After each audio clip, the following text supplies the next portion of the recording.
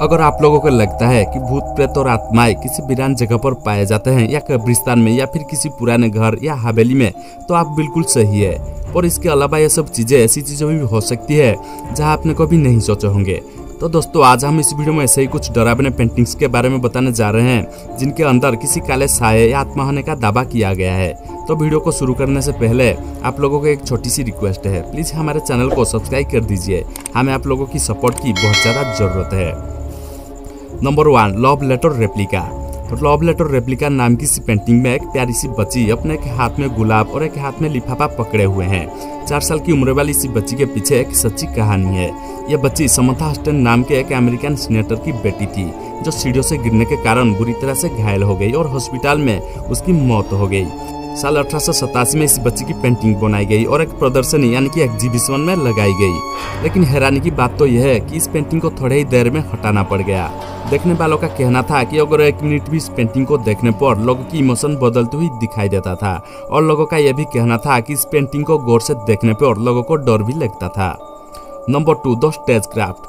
Artist Laura P की इस painting को श्रापित भी कहा जाता है। एक फोटोग्राफर की तस्वीर से इंस्पायर होकर लोरा पी ने इस पेंटिंग को तैयार किया था।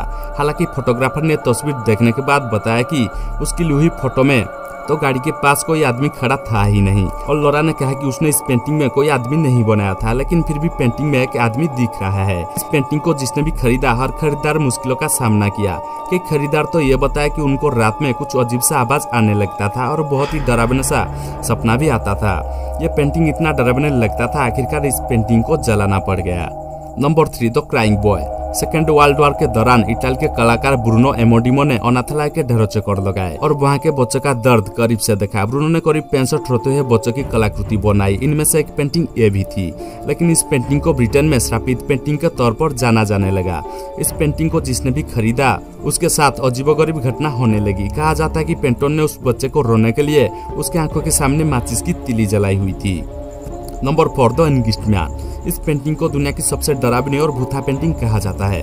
इस पेंटिंग को बनाने वाले आर्टिस्ट के बारे में कोई जानकारी तो नहीं है, लेकिन कहा जाता है कि आर्टिस्ट ने इस पेंटिंग को अपने या किसी और के खून से बनाया था। सिन रॉबिन्स नाम के एक शख्स को यह पेंटिंग उनकी मृतदादी के संदूक से मिली।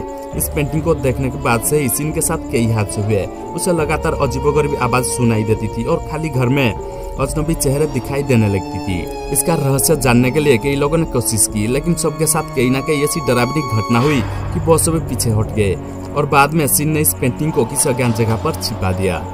Number 5, the rain woman. इस पेंटिंग को बनाने वाली कलाकार सोतलेना टेल्टस ने तो कई ऐसी पेंटिंग्स तैयार की जो दुनिया भर में मशहूर हुई, लेकिन इस पेंटिंग की काफी चर्चा होती है। इस पेंटिंग में बारिश के बीच एक स्त्री की आकृति दिखती है। काले और सफेद रंग के बीच हल्के हरे रंग की झलक भी है। इस पेंटिंग के बारे में आर्टिस्ट का कहना है कि इसने सिर्फ 5 घंटे में यह तस्वीर बना डाली। सोतलाना ने बताया कि जैसे कोई हाथ पकड़कर उनसे यह तस्वीर बनवा रहा हो। इस पेंटिंग को कई लोगों ने उच्च कीमत पर खरीदा, लेकिन घर ले जाकर कुछ ही टाइम के बाद हर कोई उसे वापस करने आ गया। लोगों ने कहा कि इस पेंटिंग को घर में टांगते ही उदासी छा गई और लोगों की नींद उड़ गई। इसके साथ हर जगह पैरानॉर्मल एक्टिविटीज नजर आने लगी।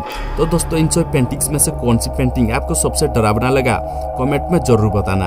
अगर आपको वीडियो पसंद आई हो तो प्लीज वीडियो को एक लाइक जरूर कर देना। अगर आप हमारे चैनल पर नया है तो प्लीज हमारे चैनल को सब्सक्राइब करके पास वाले बेल आइकन को ऑन रखना। तो मिलते हैं अगली वीडियो में। Thanks for watching this video.